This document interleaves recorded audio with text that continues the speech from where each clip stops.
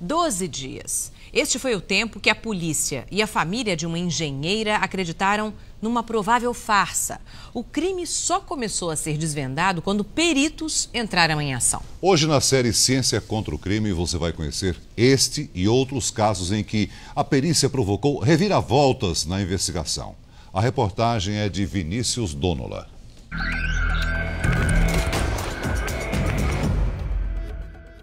Estas são as últimas imagens de uma jovem que desapareceu depois de uma festa junina, perto de um dos lugares mais conhecidos do mundo.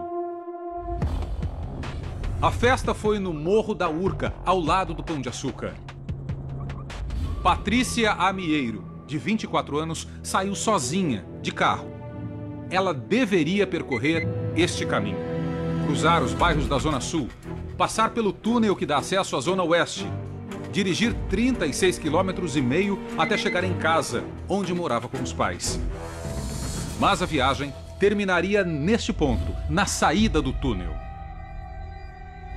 Por algum motivo, Patrícia perdeu o controle do carro e despencou de uma altura de 7 metros na entrada de um viaduto.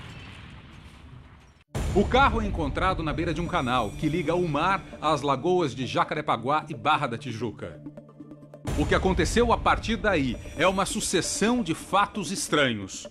O corpo de Patrícia não é encontrado. Supostamente teria caído no canal. Mas como, se o cinto de segurança estava afivelado? A seguir, um objeto levanta suspeita: uma pedra de 8 quilos, na altura dos pés do motorista. A pedra foi usada para estilhaçar o para-brisa. Quem faria isso e por quê? Mais um fato mal explicado. O banco de Patrícia estava reclinado para trás. Quem mexeu no banco e com que intenção? Até aquele momento, a tese era de que Patrícia havia sido arremessada para fora do carro pelo vidro traseiro. Um policial experiente não cairia nessa história. O buraco do vidro, onde ele poderia ter saído, era um buraco muito pequeno. Talvez ele fosse o suficiente para passar milimetricamente o corpo. Mas não passaria naquele buraco do vidro, do para-brisa traseiro, sem deixar um vestígio, um pedaço de cabelo. E não havia nada? Não havia absolutamente nada. O que aconteceu neste lugar foi mesmo um acidente de trânsito? Para os policiais, num primeiro momento, sim. Investigadores da delegacia mais próxima não viram indícios de crime, mas o caso passa por uma reviravolta com a chegada dos peritos. Eles descobriram marcas de tiro no carro de Patrícia Amieiro. Balas que teriam sido disparadas por policiais militares que estavam de plantão bem neste lugar, na hora do suposto acidente. A notícia machuca ainda mais a família de Patrícia. Levei aquele choque, então mataram a minha filha, né? Então ela realmente foi alvejada, né? Por que ela foi alvejada? Ela não era uma bandida, né? Para ser alvejada. Com a hipótese de acidente descartada, a delegacia local é retirada do caso. Entram em cena 2 peritos do Instituto de Criminalística. O laudo dos peritos não deixa dúvidas. O veículo foi alvejado por disparos de arma de fogo. 2 tiros atingiram o capô. Os peritos também identificaram os calibres das armas, ambos usados pela Polícia Militar. A seguir, o tampo do porta-malas foi levado para o Centro Tecnológico do Exército. Um supermicroscópio constatou: na peça do carro havia presença de chumbo, comumente encontrado em objetos perfurados por projéteis de arma de fogo. Com isso, foi possível afirmar: quem atirou tinha dolo, a intenção de matar.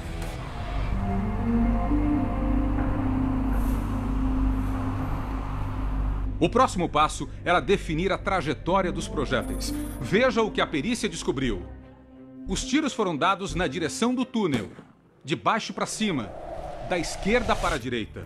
Repare onde estavam os atiradores. É exatamente a posição ocupada pelos policiais militares que estavam de plantão naquela madrugada. Faltava ainda um último exame. As armas dos PMs foram apreendidas e levadas para a sala de disparo. O tiro é dado contra uma superfície bem macia, para que o projétil não seja deformado. O microscópio revela marcas provocadas pelo cano da pistola. Elas são a impressão digital daquela arma. Comparando com 6 pequenos fragmentos de chumbo encontrados no carro de Patrícia, uma perita atestou: pelo menos um dos fragmentos é compatível com uma das armas testadas em laboratório. E o relatório de inquérito é contundente. Os policiais efetuaram disparos de arma de fogo em direção ao veículo da vítima. Este perito contesta o relatório. Ele foi contratado pela defesa e faz uma acusação grave. Afirmo categoricamente: os 6 fragmentos de projéteis foram colocados por alguém a quem interessava mudar os rumos do inquérito policial à época e, principalmente, a posteriori, mudar os rumos da ação penal. Logo a seguir, uma notícia choca a família de Patrícia e a própria polícia. Os 2 peritos que revelaram a suposta farsa são desligados do caso e afastados da cidade. Um deles é transferido para a região serrana do Rio, o outro para a Baixada Fluminense. Eles foram fundamentais para começar a abrir as portas para tentar resolver esse caso, né? Claro que, para mim, né, para quem estava presidindo o inquérito, aquilo ali foi uma situação chata, né? Eu acho que não devia ter acontecido. Apesar do afastamento dos peritos criminais, a polícia já tinha respostas para os fatos estranhos ocorridos naquele dia. A pedra no assoalho do carro. Ela teria sido usada pelos policiais para estilhaçar o para-brisa. Com a pedrada, eles destruíram a marca deixada pelo tiro. O cinto e o banco reclinado. Por causa da batida, a trava do cinto de segurança quebrou. Não havia como tirar o cinto do motorista. Se Patrícia não foi arremessada, só havia um jeito de retirá-la dali: reclinar o banco para trás e puxá-la na direção do banco traseiro. Foi exatamente isso que aconteceu, diz o delegado que assumiu o caso e assina o inquérito. Eu não tenho dúvidas de que ela estava no carro e que ela foi retirada daquele veículo. Pelos policiais militares? Pelos policiais militares. De novo, o perito da defesa contesta. Ele alega que não havia ninguém ao volante na hora do suposto acidente. A minha tese é de que o veículo foi parado no acostamento, quem nele estava desembarcou, deixou o carro em ponto morto, desfreado, e simplesmente o empurrou, e ele desceu, ganhando embalo até chegar ao canal de Marapendi. Mas então, onde estaria a engenheira Patrícia Amieiro? 4 anos e meio se passaram e a família ainda espera uma resposta. Infelizmente também não sei onde colocaram, né, a minha filha. Então a gente fica sempre com aquela interrogação, né? 4 policiais respondem por ocultação de cadáver. 2 deles também são acusados de homicídio. Patrícia Amieiro seria mais um nome na lista de vítimas do trânsito, se não fossem eles. Biólogos, físicos, engenheiros, peritos que já mudaram o rumo de muitos outros casos que até parecem contos policiais. Setembro de 99, um ex-comandante da Polícia Militar do Rio é assassinado no centro da cidade. O coronel Carlos Cerqueira foi executado pelo próprio segurança, um sargento da PM, que teria se matado logo a seguir. Cerqueira, braço direito do ex-governador Leonel Brizola, era conhecido por defender os direitos humanos e lutar contra a corrupção na polícia. Fogo! A Secretaria de Segurança se adiantou em afirmar: trata-se de assassinato seguido de suicídio. De novo, a história parecia mal contada. Aqui no laboratório, os peritos fizeram o chamado exame de microcomparação balística. Eles pegaram um projétil como este, já deformado pela força do impacto, que foi encontrado na cabeça do suposto suicida. Depois compararam com outro projétil que foi colhido na sala de disparo, usando a arma do sargento. Conclusão: os projéteis apresentavam características diferentes, ou seja, o sargento não cometeu suicídio, assim como o coronel. ele havia sido executado. A perícia fez a parte dela, mas os responsáveis pela provável execução do sargento jamais foram encontrados.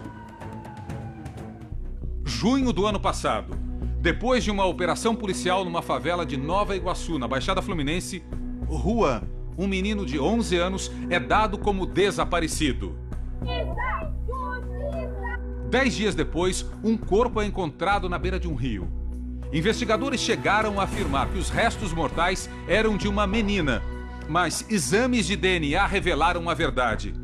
Aquilo é o que restava do corpo do garoto desaparecido.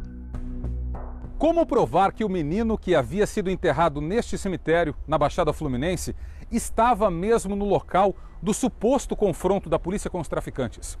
Havia testemunhas, mas era preciso uma prova técnica. E ela foi obtida com a análise de um chinelo.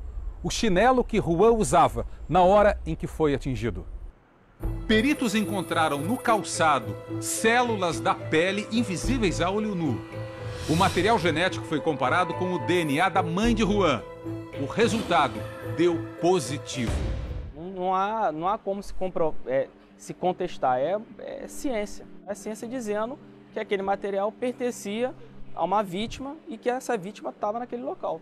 4 policiais militares foram presos e vão ser levados a júri popular. A melhor testemunha que nós temos num processo de homicídio é o cadáver. Por incrível que pareça, o cadáver fala. Só que ele fala através da perícia. A perícia não mente. É a única prova que não mente. E as provas levantadas pelos peritos que investigaram o desaparecimento de Patrícia também são suficientemente fortes para convencer o juiz do envolvimento de policiais militares? É uma resposta que o juiz Fábio Uchoa, do primeiro tribunal do júri, deve dar à sociedade até o fim deste ano. Ele prefere não falar sobre o assunto, por enquanto. Eu não quero fazer nenhuma consideração, nem interior para mim, antes de eu ver todos os argumentos, tanto da acusação quanto da defesa. A família Amieiro aguarda com ansiedade, ainda duramente abalada pela perda e pelas revelações feitas pela perícia. A nossa força de vontade, nosso pensamento positivo, a minha filha não vai estar de volta. Mas eu consegui. Consegui que esses caras sejam condenados, que eles vão a júri popular pagarem o que eles fizeram com a minha filha.